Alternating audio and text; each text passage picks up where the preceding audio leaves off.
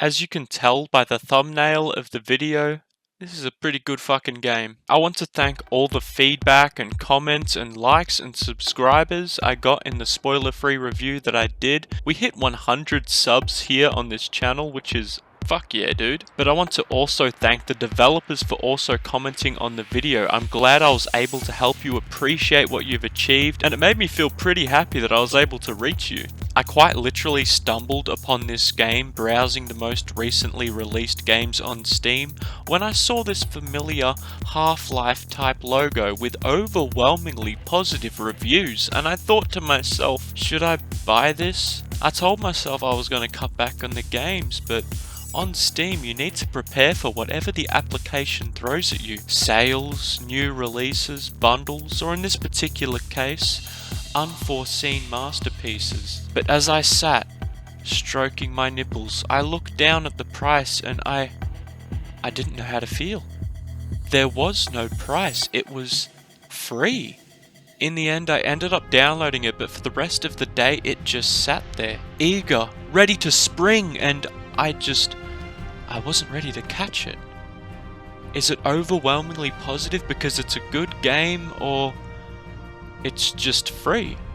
One hand, stroking my nipples, I just hovered above the game and clicked it. Fuck it. I mean, like, what's the worst that could happen?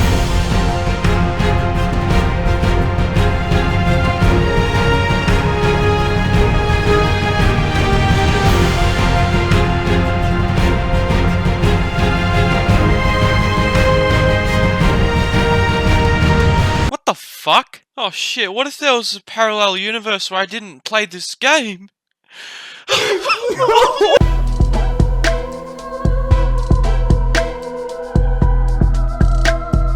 I truly appreciate how this game reinvigorated my love for Half-Life while having such a unique and gripping story from the start.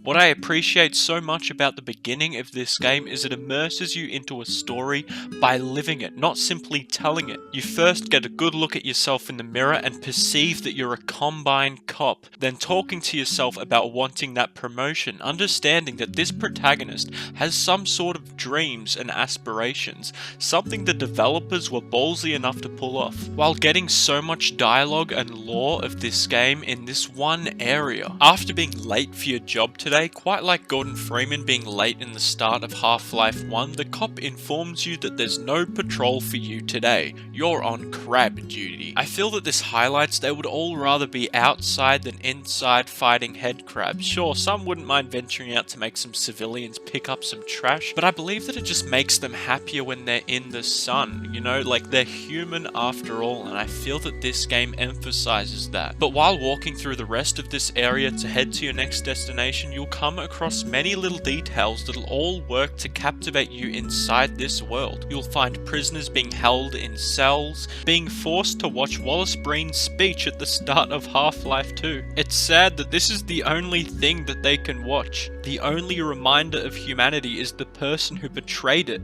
You'll walk into some cells and some step back, frightened by your presence. You'll see another prisoner being interrogated and see a guard cleaning up blood from an empty cell. But most of all, it's people talking to you and about you that grip you to the narrative. Other cops give the impression that you're kind of mentally unhinged and infamous among the station. Some gossiping amongst each other, saying they should keep their voice down around 36. When you later climb through the vents to clear out the head crabs, you can eavesdrop on other cops talking about their past jobs mockingly, suggesting that this job is a lot better than their last job. This is a great throwback to Entropy 1 when a cop says this is the best job he's ever had. While we know these people are altered humans that have been brainwashed to serve the Combine, these cops could be experiencing a form of Stockholm Syndrome as well, appreciating their position and admiring their overlord advisor in an act of ignorance. But the further along the tunnel you go, the more they shift their conversation to you.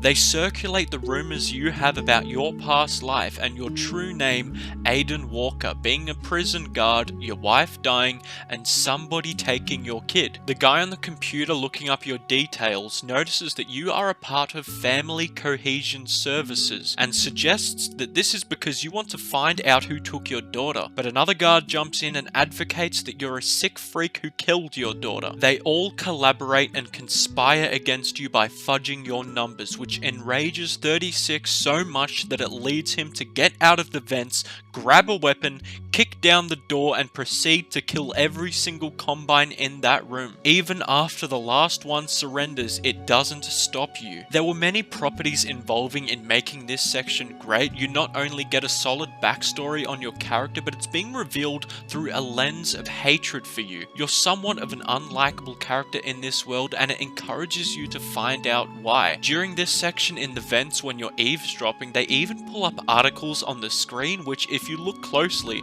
says your name in the leading headline of a convincing looking newspaper. The rising noise of droned audio ambience encapsulates the intensifying hatred 36 is building up, and the voice acting. God, I'll get to that shortly. You awaken after being sedated, initially surprised that you haven't been killed for your disobedience, but it becomes clear that you're highly valuable, in fact, worth 5 of those guys in their own words. Your buddy seems to sympathize with you and tasks you on outland duty to get you away from these guys while making up for the lost credit after this little mishap. You throw back to Entropy 1's first mission, which was perfectly placed, as it's both clear that these events happened before Entropy 1, and we know why he was sent outside on this mission now. He was being a bad boy and needed to cough up some extra lunch money to the alien overlord. But before these events, he still had status, and his buddy said he's worth 5 other Combines. But after the events of Entropy 1, it's safe to say he's worth a lot more than 5 at this point.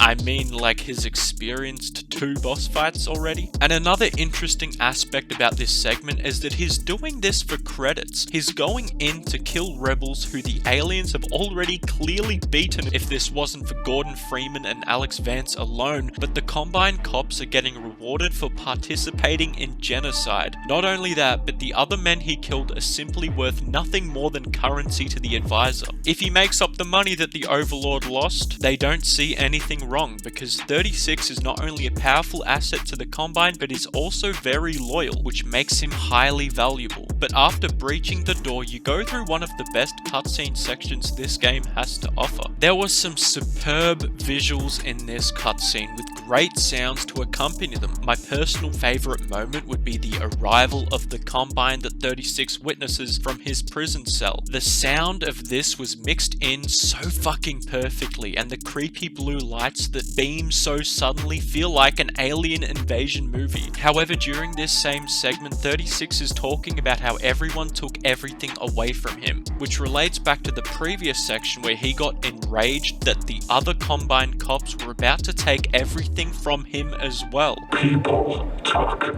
everything. This cleverly calls attention to his abrupt and destructive actions. He doesn't want people to take everything away from him all over again, because the Combine came to him while he was at his lowest. They seem to be the last glimmer of hope for Aiden Walker and his entire life. They listened. They told me that the problems of the mind are not the problems of the soul.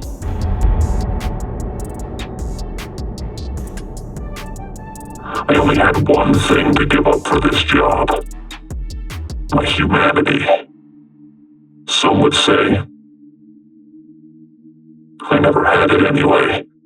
The end of this cutscene is what really sets up the story to be as exceptional as it is. It gives history, context, motivation, but in particular what sent chills down my spine is 36's voice, more specifically Trivy's. This has gotten exponentially better than the first installment, both in modulation and filter mixing that he created himself, but in his voice acting skills as a whole. This isn't at all to say that it was bad in Entropy 1, but holy Holy shit, man. I mean, we don't celebrate Halloween that much in Australia, but I know who I'm going as if there was a Halloween party I was attending. I was just totally and utterly gripped whenever he talked. Even at the start, when he was getting mad at the other Combine for attempting to fuck with his files, he got fucking pissed, and you could feel it. I want to put a big emphasis on voice acting and acting in general when it comes to the entertainment industry, as it's something that can make or break the final product. It's something that can go either way, draw you to or away from the experience. And you could tell that Trivy, along with the other voice actors that I'll get into later, were passionate about providing a realistic experience. Enough rambling about this well-known fact, let's get back into the action. The cutscenes in the beginning of this section use some really great angles with different lighting and styles. I personally loved the red tone of him waking up, revealing himself to now be an elite cop. I mean, this whole section felt like Darth Vader was about to wake up. But I personally loved how just before you woke up and you were heading down the Combine station, there were those eerie creaks from Half-Life 2 when Gordon was sneaking around the Citadel. Having replayed this recently, it was extremely nostalgic, but for a fitting and relevant reason. When you finally wake up, you appear to be shocked yet relieved that you're still alive. Surrounded by other dead Combine, you make your way through the facility, which is a great segue to repeat what your initial mission was and what happened to you. At the end of Entropy 01, you were transferred to another body. However, in this process, it becomes clear that they made many clones of you, informing you that you are the last one. But this time, you actually get to know who the old foe was that your alien overlord discussed with you about: Judith Mossman.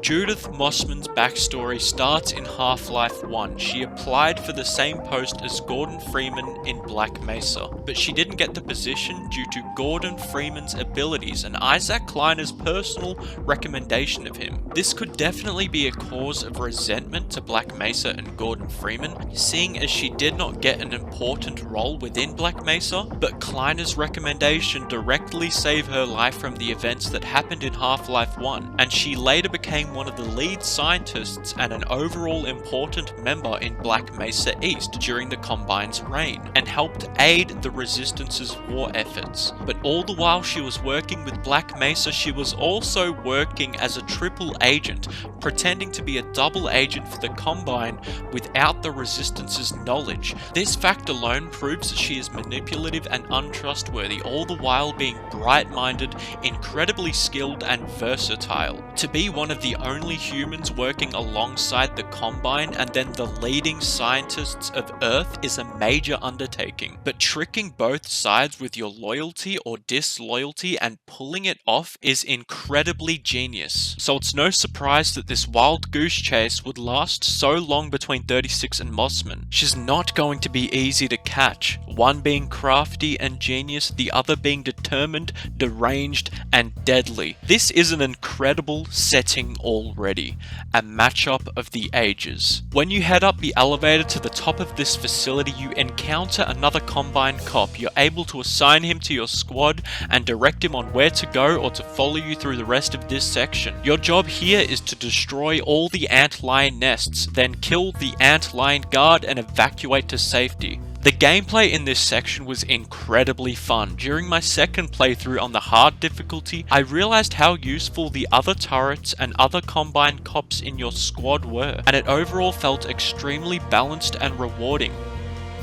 If you just run and gun this whole game on hard, you're gonna have a shit time. But if you use your Combine cops well, scavenge everywhere and use every weapon in the appropriate setting at your disposal, you will be at a huge advantage, which is what makes this game so fucking fulfilling. The visuals of the Combine airship coming down to pick you up was spectacular. Even if it's running through a game that's a decade old, they somehow made it look striking. And when you got into the ship to evacuate, you turn back and see your other squad mates all get killed by a swarm of antlions.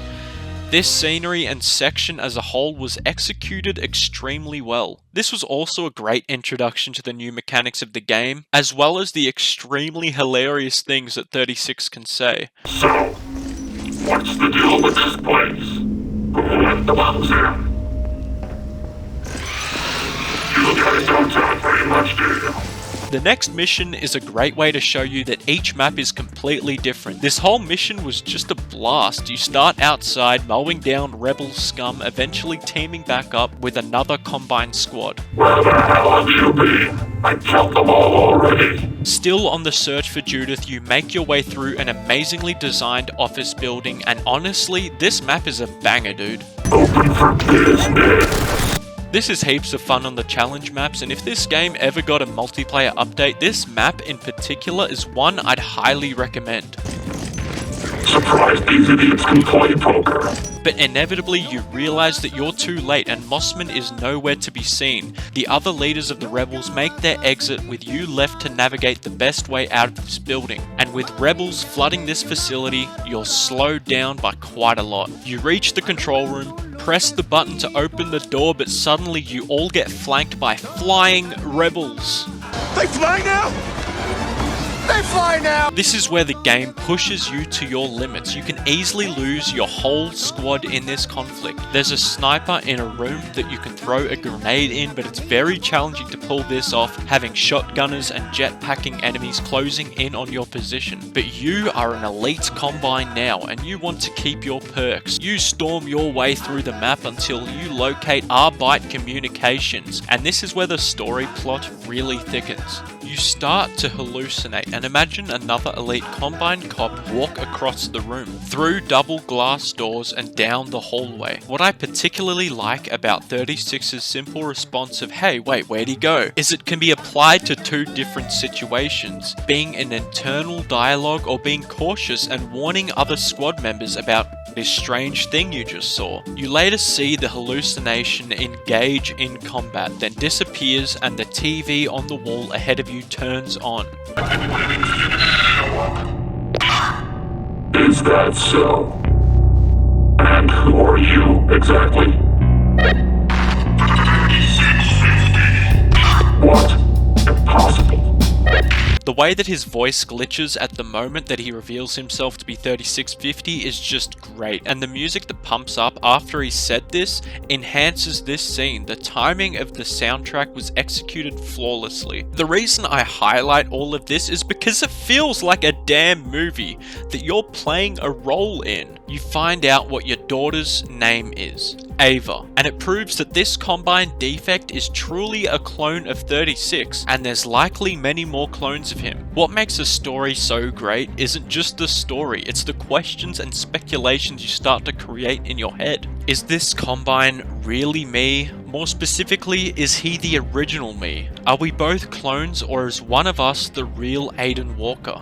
What happened with Ava that made it such an integral part of Aiden Walker's backstory? You eventually make it through the map to find something I initially thought was just an Easter egg for Half-Life fans, a photo projector of the borealis. Yeah, that's pretty cool. Nice, I thought to myself. If only, Valve, if only. However, when you have your second conversation with your clone, he reveals that the rebels are hiding something huge and the Combine are crazy about it. More importantly, they're using you to find it, which is the reason they're keeping your memories that makes you stronger. They'll do this until they see no more use for you. Wait. There's no way this game's doing it. At this point, I just became more attentive than ever to the story. I suddenly realized why all these reviews could be so overwhelmingly positive, but all the while, I was still trying to talk myself down and not get overhyped. Your clone asks for your hand in marriage in finding this ship yourselves, but you don't believe what he's saying, you're still loyal to your advisor. Your clone sees no use in debating and detonates his rigged explosives, sending you to the lower levels. And this is where things just get mind-blowing. When I dropped down to the lower levels and saw what I saw, it made me think, could this be? No. There's no way. This is a Half-Life game. Valve themselves haven't been ballsy enough to merge these stories together because even they don't know how they could pull it off. They did it. I had to stop playing at this point and take a short break because for so damn long, I've wanted a crossover like this to happen. And I truly believe that it was either too crazy or impossible. But they did it.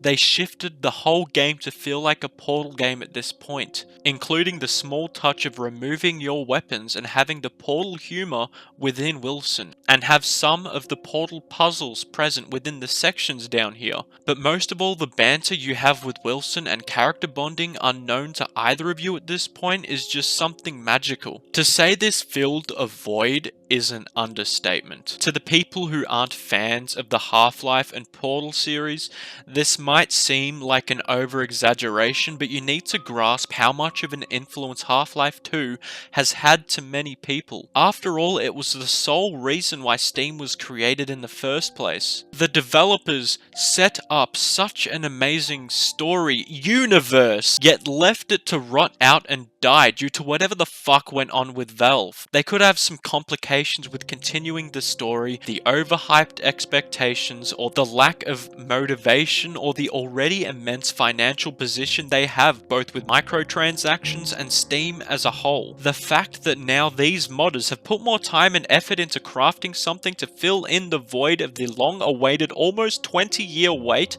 for Half-Life 3 or Portal 3 is something extraordinary.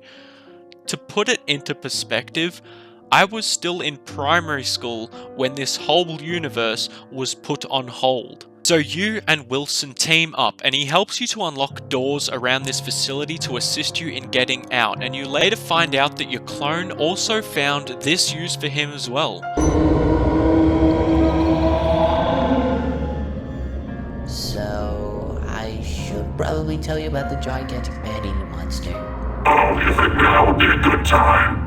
Your clone called him Plan B. Eventually, Wilson informs you about a giant man-eating monster called Plan B in this location, and you're forced to find vents and climb under and hide, but he's not interested in Wilson because Wilson isn't fleshy. The stealth involved in these missions are great, and it can be quite the thriller, alongside the cleverly designed puzzles that fit the Aperture Science theme. This part's fucking awesome.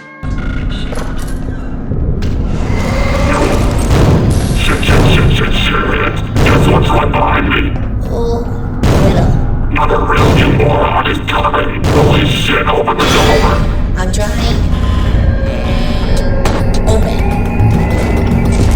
You make it to your clone's previous hideout and you finally get a gun and learn that Judith Mossman has been transported to another facility, Arbite 2. You progress through an intricate map where 36 is determined to kill Plan B. This whole section, I have to say, is a million times better on the harder mode, as it's an action-packed, fast-paced obstacle course filled with speedy zombies and Plan B himself. Wilson programs the floors to rise up and down, dipping into a fire pit, and you can easily get caught in the flames or you can use it to your advantage. After ultimately eliminating the big bad boss, you'll find another highly useful and enjoyable mechanic to this mod: Zen grenades. These Zen grenades create a vacuum and suck everything in it and transport it to Zen, but things from Zen come back in its place. You'll need to use this to clear the debris to one of the last doors that Wilson needs to unlock. And this area involving Aperture Science comes to an end where you need to make a big decision that will influence the rest of this story. Take Wilson with you or leave Wilson behind. Obviously, on my first playthrough, I was like, fuck yeah, no shit, this is awesome. You're actually taking me? I don't have to be alone anymore? You might have your uses. Oh, thank you. Shut up. Sorry. Finally, I get to see the surface. But on my second playthrough, for the sake of making a balanced review, I decided to leave him behind, and the last line of dialogue you have makes me regret fucking everything. It's fine. I'm gonna be fine. It's been something. But I soldiered through. had a little bit of a teardrop in my eye, but that's fine. I had a playthrough with and without Wilson. You have another chat with the advisor where it's mad that you haven't located Judith Mossman yet, but you assure it that you know where she is and you're still determined to locate her. And it's here where you realize that Wilson actually plays a part in the dialogue. Was that your boss? Didn't I tell you to be quiet? Whether with or without Wilson, you get another companion to help you through this adventure. A motherfucking hunter, dude. A motherfucking hunter, man. You go outside, and when the vehicle dropped down in the section, I initially thought two negative things. Great. Another vehicle section, and great. Now I have to go through this section trying to position Wilson in the back seat so he doesn't fly out over the smallest fucking bump or turn. Something that I had immense trouble with in Half-Life 2 Episode 2 with the fucking gnome. However, when the game said that I could simply slot Wilson in a secure position in the back of the vehicle, I was so relieved. And when I started driving, I noticed that this was a lot more responsive and fun than the Half-Life 2 car. Both of my concerns were instantly eradicated, and the gunplay from this whole section was extremely fun. You'll notice that at each roadblock you face, rebels are trying to slow you down. But I noticed at the second roadblock there were different ways I could complete it. My first playthrough, I just cleared out the entire place, called in the combine, turned on the power, and opened the gates. But on my second playthrough, I just jumped over the fucking gate, man. I didn't know you could do that.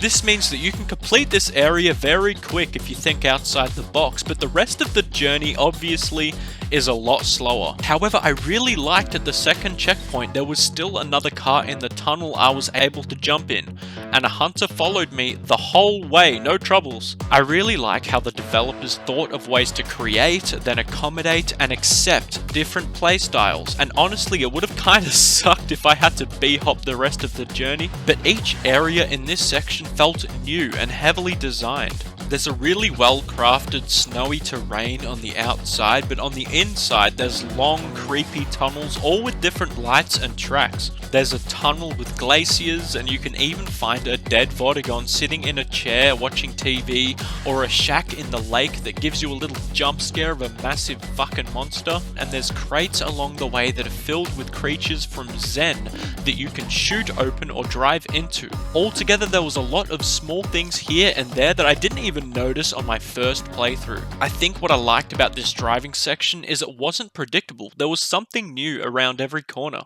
In the middle of this, when you get to Arbeit's facility, it looked as if they all left in a hurry as the computers are all turned on and the printers are still printing out paper to no stop. You find another aperture test chamber, then you finally get to see what the particles do in person. Before you make it to your clone's little hideout in the Aperture Underground facility, you can come across a projector that explains these particles in depth. This area being influenced consists of temporal disturbance which radiates from a shifting singularity which distorts time perceived within them. Other subjects have been locked in a state of stasis, or they just seem to teleport, and it seems like Arbeit and Aperture haven't really figured this shit out yet, and to be honest, I tried simplifying it, but I still have no fucking idea what I'm saying. However, my theory is that when something moves through here, they age 1 trillion times faster than normal and become bones? I don't know.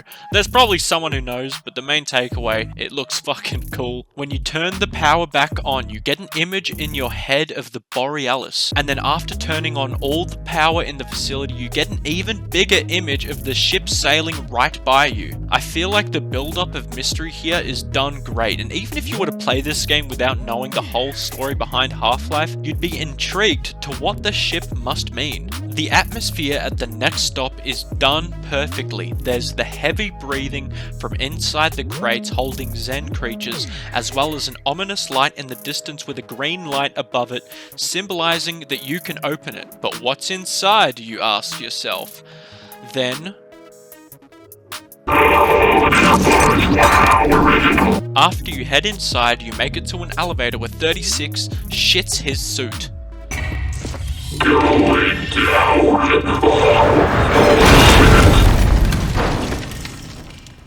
I'll never complain about an elevator being too slow ever again. and you come across your first Vortigon zombie.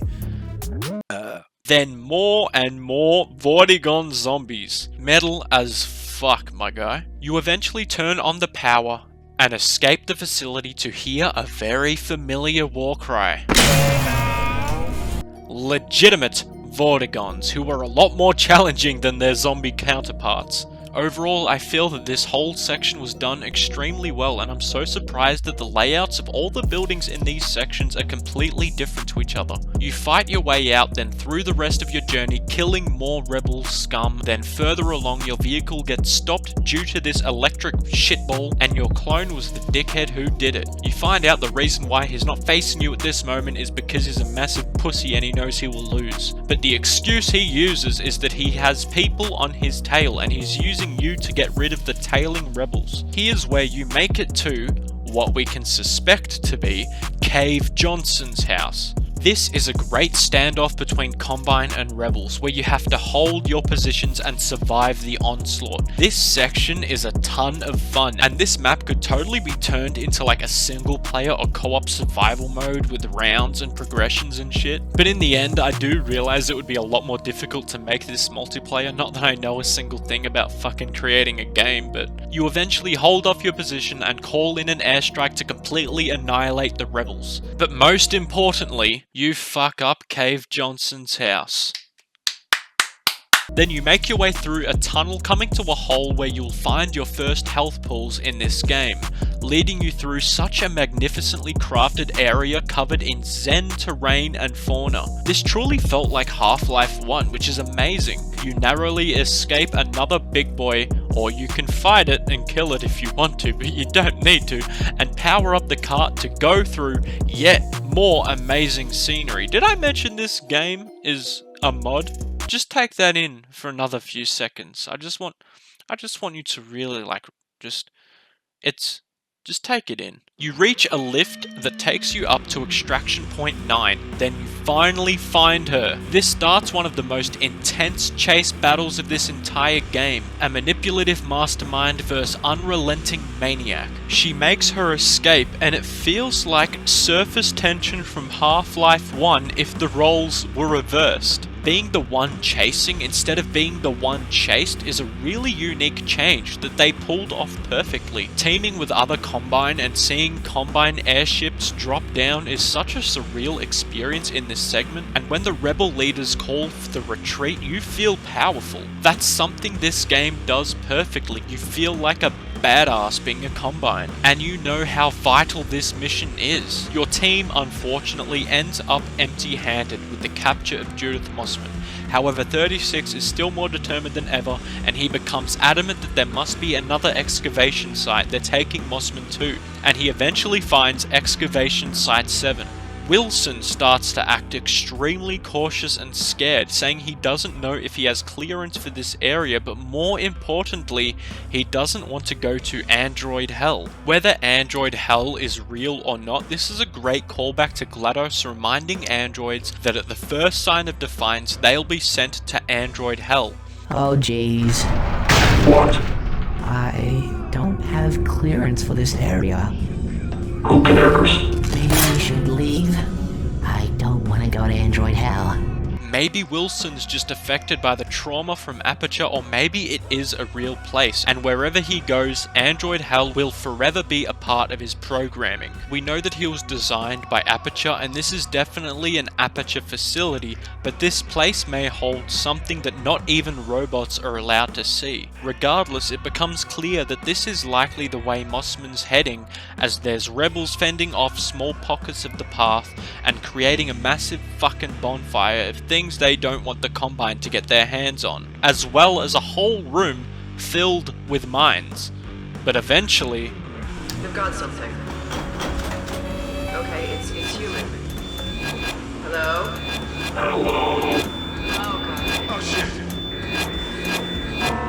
So, this is where you've been hiding. There was just something about this scene. You truly feel like an unstoppable psychopathic madman. It was great being Gordon Freeman, but you have to admit that everyone would rather play the Joker than play the Batman, something this scene flawlessly encapsulates. With your chase coming to an end, many lives do as well. To be honest, this section is fucked up in many ways. Mothman seems like a politician sending out all her followers to die protecting her while she gets to live. During one of the last battles between you and the Vortigons and the rebels, they send out a last-ditch effort to win this war, and the battlefield turns metal as fuck, my guy. Holy shit. They just threw out a Hail Mary and said, fuck it. Fight Zen, bitch. But you're an elite cop now. You'll notice your clone also making his way to Mossman, and the further along you go, you witness the death of Jordan Peterson, a sad moment for all gamers. The utter bloodshed you're playing the biggest role in for a single human is completely terrible, and you get a strong reminder that this game is truly about being the bad guy. But after the long wait, you find her. Finally. It looks like she's sending an encrypted transmission about the information and research to do with the Borealis, but regardless, you've finally got your hands on Mossman, and the way they capture this moment is indescribably satisfying. How did you get in here? Finally! I've been tracking you for days now. What? You're coming with me. No. Listen to me. I didn't come all this way for nothing. You're coming with me one way or the other. Be smart about this. You don't want to know what they do to people who don't comply. You stick with me and do as I say. Do I make myself clear? Good. I've got Judith. You can take her from here.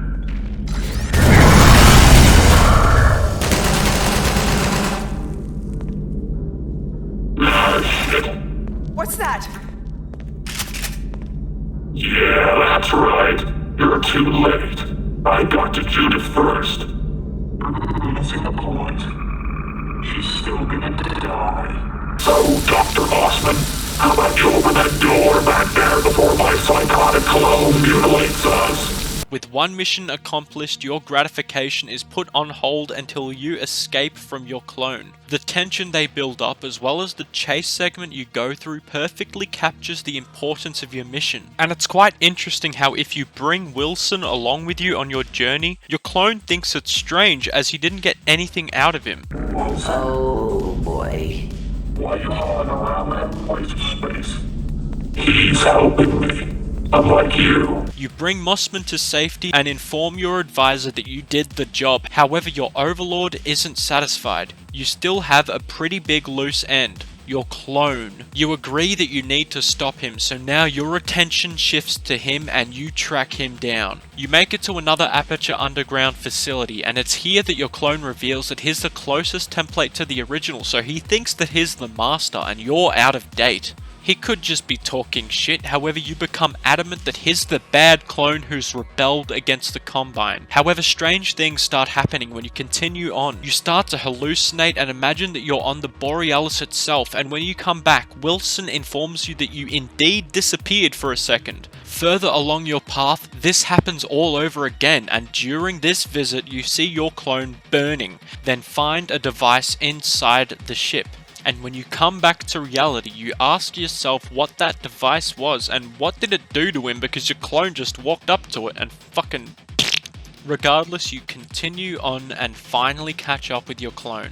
But it's during this fight that you realize whatever he came into contact with on the Borealis completely changed him, and his entire body is defying logic. He starts zapping everywhere and even teleports you both to what seems like the ship's interior. But you notice explosives are sitting right next to him, so you blow them up and set him on fire, with the victory of the battle ending in your hands. The machinery inside this building, looking a lot like Half-Life 1's machinery, starts overheating and the interior of the cave becomes very unstable. So you head inside and hit the switch to reset the core. Everything seems great at this point, but something has happened to Wilson. He's barely hanging on and has gotten burnt to a crisp. It doesn't look like he'll make it much further. You carry on to continue through to find where your clone went. You come to a dead end and call the transport lift to come and take you across to the ship. Here's where you end up crossing paths with the rebels and hold out until it finally comes. And when you enter the transport, there's a confusing revelation about your clone's motives. He wanted to make it to the ship so he could have bargained for the answers about Ava. What the fuck could the ship have that would give you these kinds of answers? But when you make your way further, there seems to be a big distortion field of time or space, symbolizing that if the borealis was anywhere, it was probably gonna be fucking right here. And there's no surprise why everyone's fucking losing their minds over this shit. However, one of the saddest moments in this story is about to happen. Wilson informs you that there's no way he's going to make it and lets 36 know that he doesn't blame him for being angry at the world. There are some things that you don't get over. He powers off and you find the upload station where it's uncertain if the upload will be a success, and you move on without him. We made it, buddy. You're gonna have to leave here now. So long, and thanks.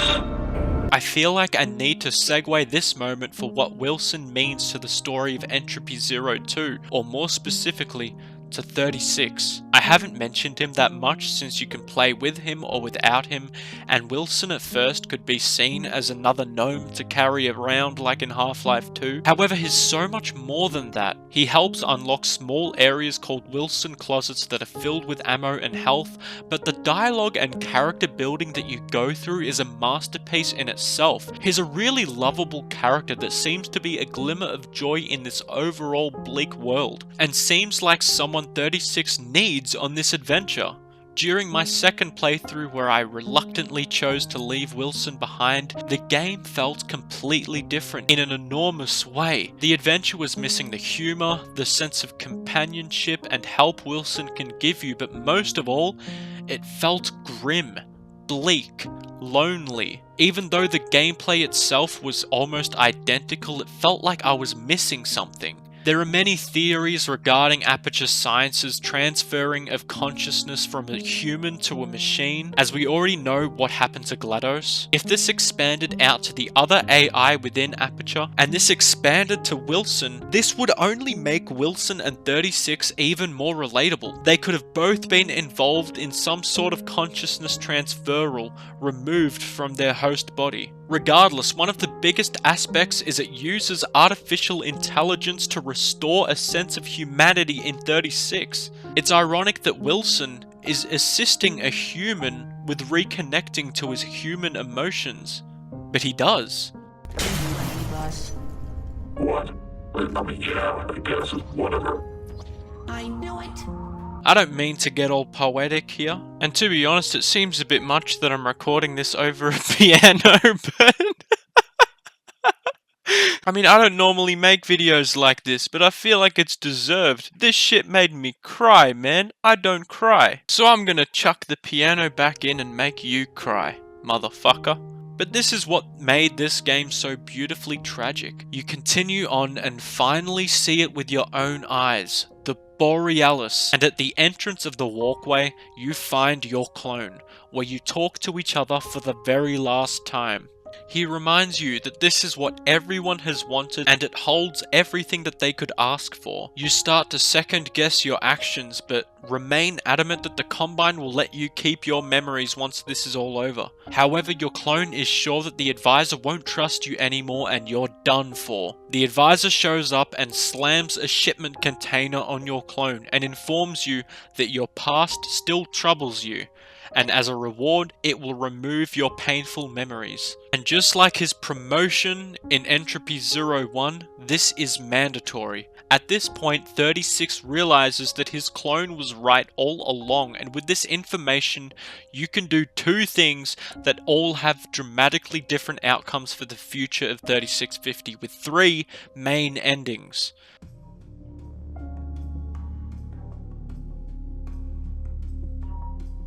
You can accept the advisor's term, forget your past and become a blank slate. You erase Aiden Walker's entire personality and start speaking like a regular Combine.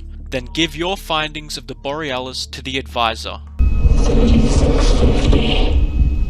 Affirmative. What is the status of your excavation? Leader 1 has negative movement at 7-2. Primary target is secure in custody. Secondary target neutralized. You could make the argument that he's not gone, seeing as Aiden Walker can be recloned. However, the whole adventure and experiences that he's lived will definitely be gone. He will not remember Wilson. If Wilson gets successfully uploaded and wants to reconnect with 3650, he wouldn't even know who to look for. His whole personality is gone. In the final cutscene, you see other Combine walking Judith Mossman on board the Borealis. However, there seems to be another ambush from the rebels in this section, and in 36's final moments he comes face to face with Dog. Motherfucker, making it very clear that Gordon Freeman's team have arrived. This ending means you are loyal to the Combine from start to end. You only wanted to serve them regardless of whatever happens. However, if you choose to defy the advisor in order to keep your memories, you end up fighting it and taking it out, becoming one of the only Combine to kill an advisor. You make your way across the bridge and get sucked into a portal where you wake up on the ship and encounter the G-Man. The way the developers introduced the G-Man was perfectly executed and had a very similar voice to that of Half-Life 2's adaptation. The G-Man suggests that he normally wouldn't have assisted a Combine cop, however since you've helped him in City 10 and prevented the advisor from getting control of the Borealis, he says he's in debt to you. You immediately want to have Ava back, your daughter, but the G-Man says he's unable to help you with this, so your second request is for the Combine to stop creating clones of you. If I arrange the removal of your imprint, then I cannot also disclose what happened to your daughter. I'm guilty of a lot of things, but I didn't kill my daughter. Maybe knowing that is enough. You're then brought to the cloning station where the G-Man presents you with your genetic clone that looks like a small baby advisor in a way, and you stomp the shit out of this motherfucking piece of shit. You are promptly brought back to your prison, where your time with the G-Man is cut short. The G-Man mentions that he's brought you back to the time where the Combine arrived without his realization, and apologizes for leaving you in this position. Perhaps the G-Man could have hired you if this event didn't cause him to slip away, however you inevitably end up in the Combine's hand, where the advisor tortures you, attempting to get rid of the scars the elusive one marked with you, the G-Man. Enough to make you want to have it all over with. You ask them to just simply kill you, but the advisor continues with the torture, and the game ends. Unless you uploaded Wilson. You realize your attempts at saving Wilson resulted in a huge success.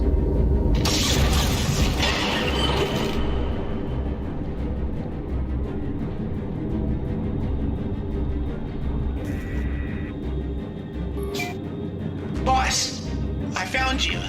Wilson. The Combine has simulated Arbite 3, boss.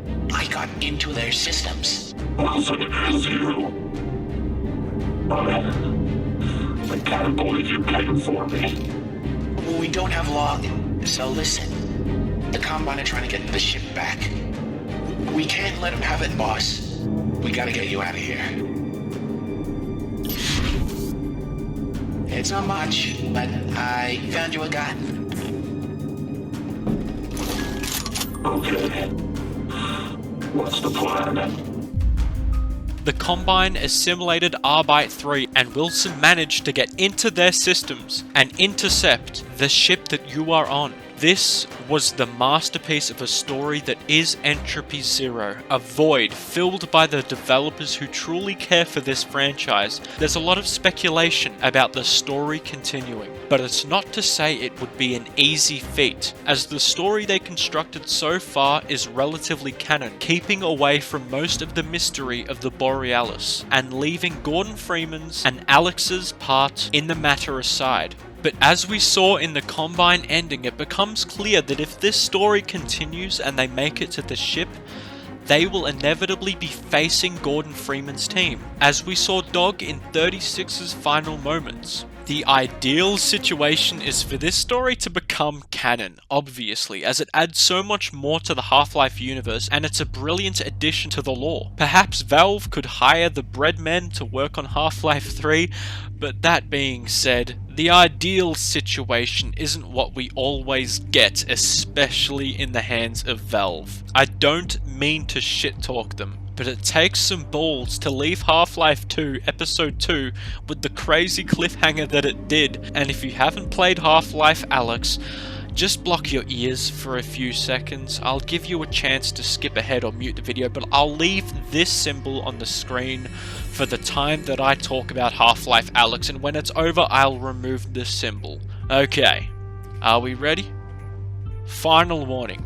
Adding 10 seconds continuation of Half-Life 2 Episode 2 is just an insult! I enjoyed Alyx. It's still my favourite VR game that I've ever played, and it was nice to see at first, but it was just a huge spit in the face if you don't follow it up with a normal PC game that everyone can play.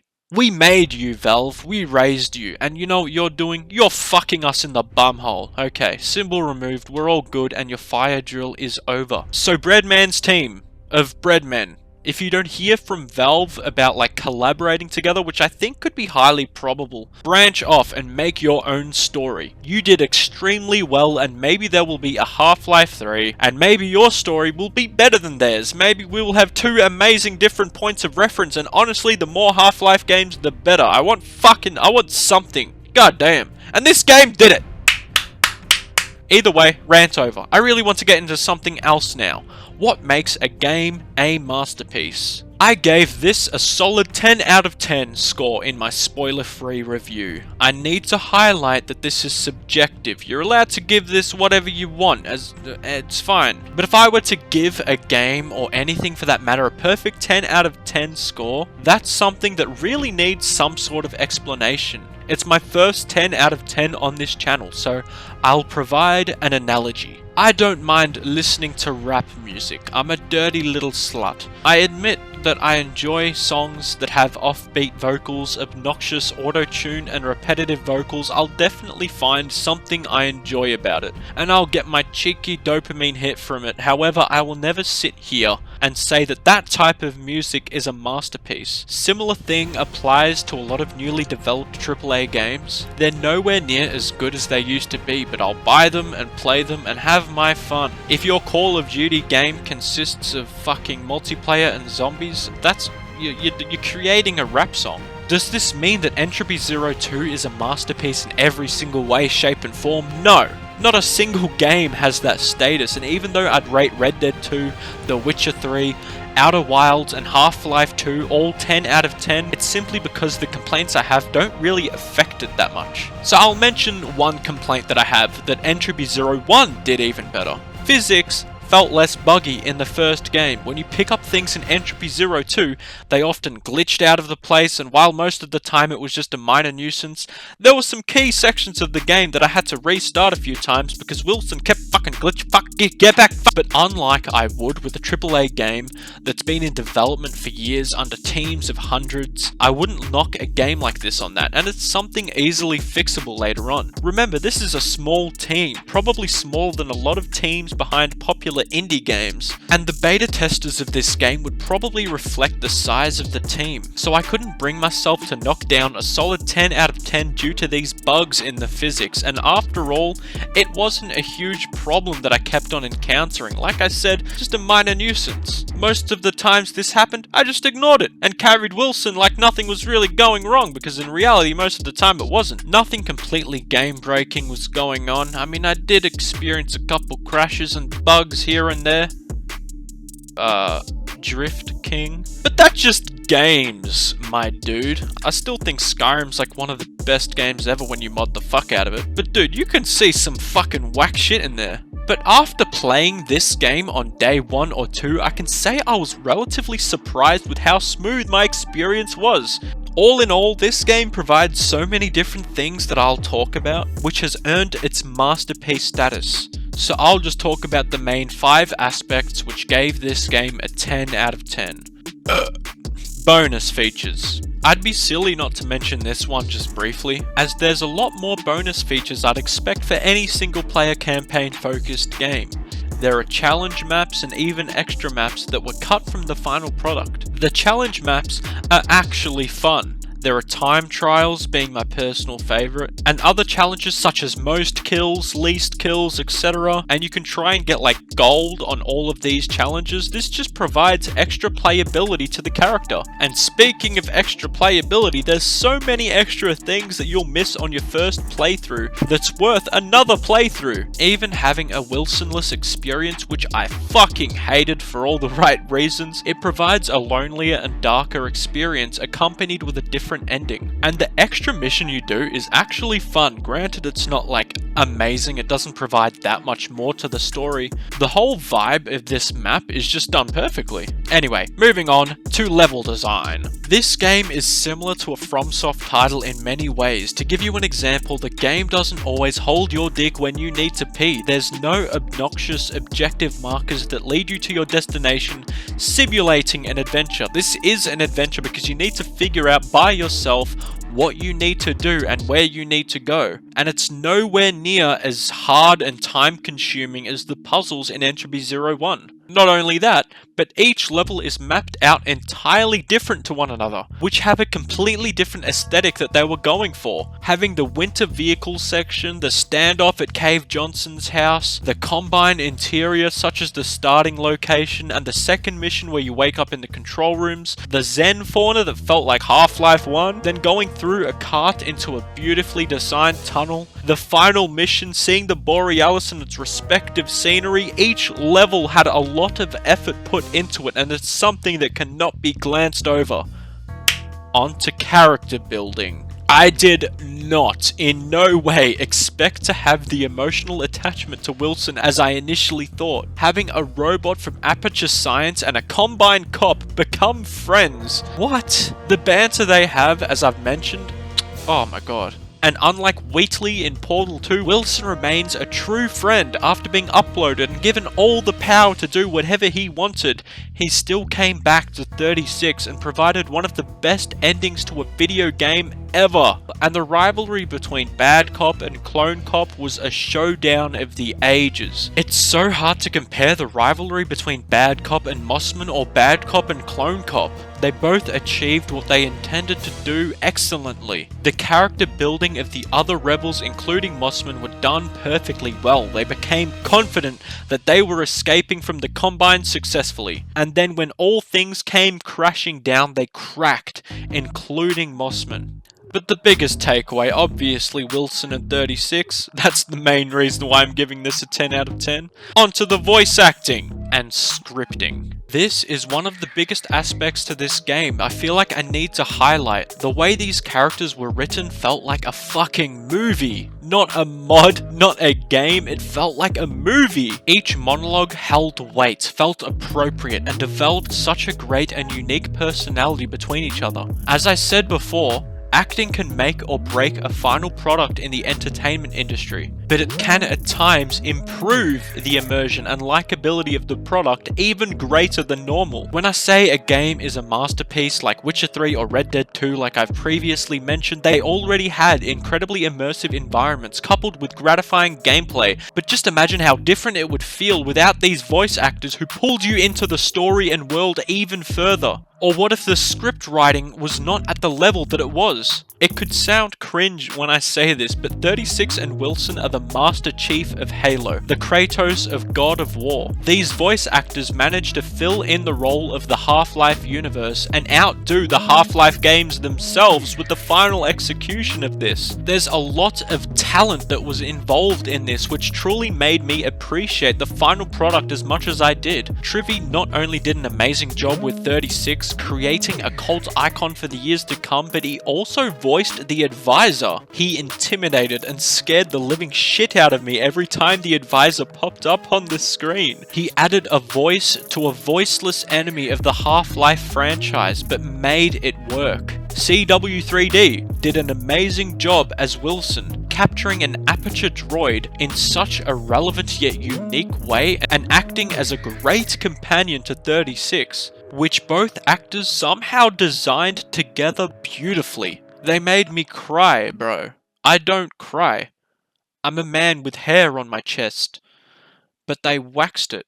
And CW3D also voiced G-Man. Like, what the fuck? How do you go from Wilson to G-Man or 36 to the advisor and pull that shit off as flawlessly as you did?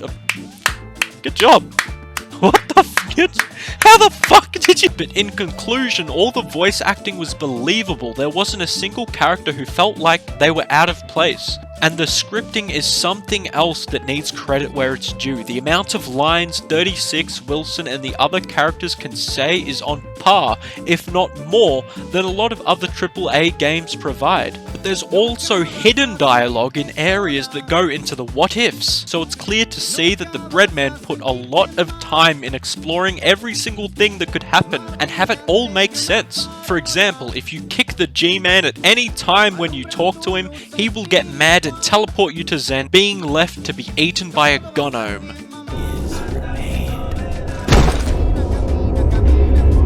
Insolence. I had hoped better of you. Or if you kill the advisor with a Vortigaunt being present from a Zen grenade and they survived, they won't attack you and provide a monologue stating that you serve the same cause. We serve the same mystery. We will continue our hunt for advisors. If this modding team can leave a AAA developer having to take notes on how to script certain sections no matter what happens or what the player does, that's nothing short of perfection in my eyes. On to the next and probably the biggest topic. I know this sounds like a strange topic, but hear me out. The Burj Khalifa is the tallest building in the world, and if Half-Life 2 became the sole reason why Steam was created, I'd give it this analogy to the Steam world. As you can tell, I love my analogies. At times, it's very hard for a developer to create an amazing game and follow it up with something that keeps the same magic and improves upon it in its sequel, especially the behemoth that is Half-Life. This game not only improved upon Entropy 01, an already great game, and made it 1 million times better, but it did things that surpassed Half-Life 2. Voice acting, like I said, could be considered one of them. It's a bit unfair because Gordon Freeman's a fucking mute, but the other voice actors outdid the original Half-Life 2 voice actors. And the sandbox and enemy pools are another one to touch on. They had almost all the weapons from the original Half-Life, but more. They added Zen grenades, providing such a cool conflict of Zen creatures facing the rebels or Combine that you normally wouldn't see, while having the inclusion of a genius idea to swap out turrets or Vortigaunts with something that could be a lot harder or easier than the enemy you're up against. This gamble makes the game fun and exciting. It's just a simple yet entirely new and special idea to add this into the Half-Life universe in general. The gunplay on vehicles was much more fun and responsive, but the enemy pool was so much better than Half-Life 2's in my opinion. One of the rare complaints that Half-Life 2 has, I'm still firm that this game's a masterpiece, but is that it wiped away a lot of the Zen creatures that they had in Half-Life 1 and replaced it with the Combine and their respective fauna in Half-Life 2. This game not only has the return of Half-Life 1 creatures, but it also adds in the Combine creatures and opposing Force creatures as well. They had the return of bull squids, gnomes, pit drones. They even added a cut creature from Half-Life 1, the Stuka bats.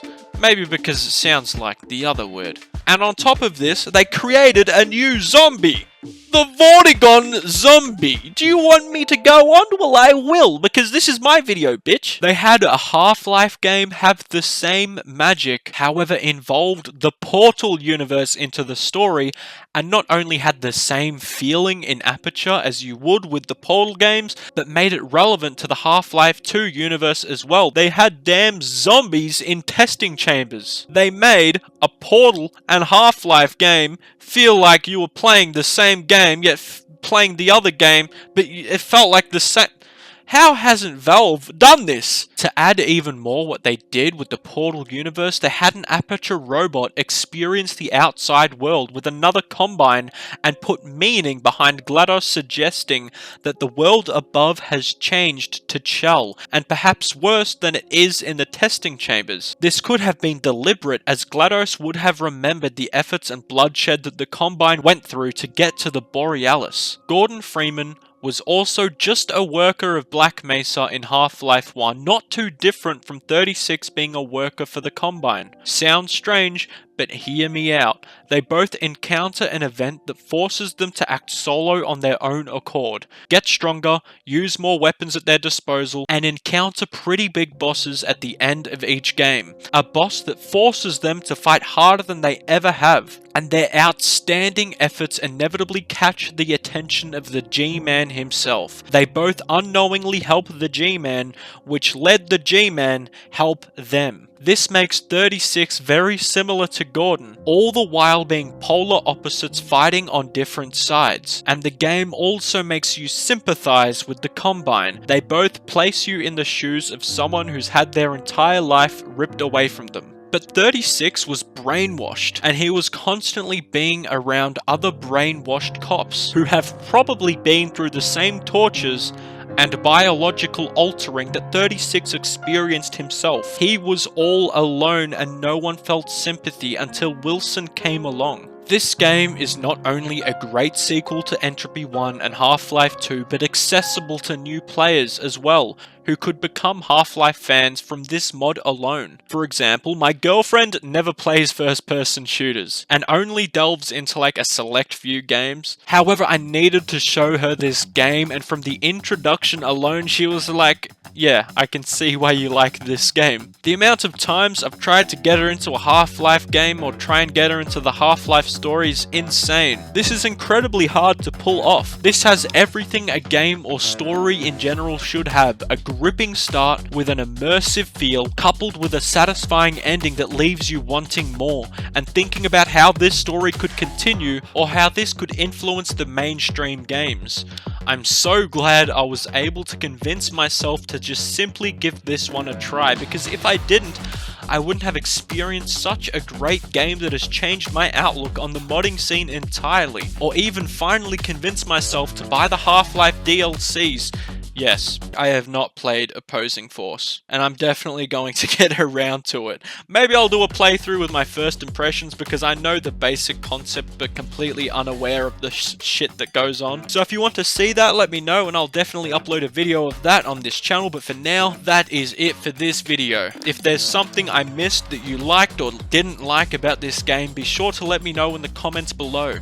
If you liked this video and want to see more of my videos, be sure to like and subscribe if you feel like it, or check out some of my other videos. But in conclusion, 10 out of 10, must play, and you must subscribe. No questions asked this time. I hope you have an amazing day, and I'll catch you in the next episode. As always, stay safe, stay sexy, stay humble. Mwah, mwah, mwah, suck your nipple.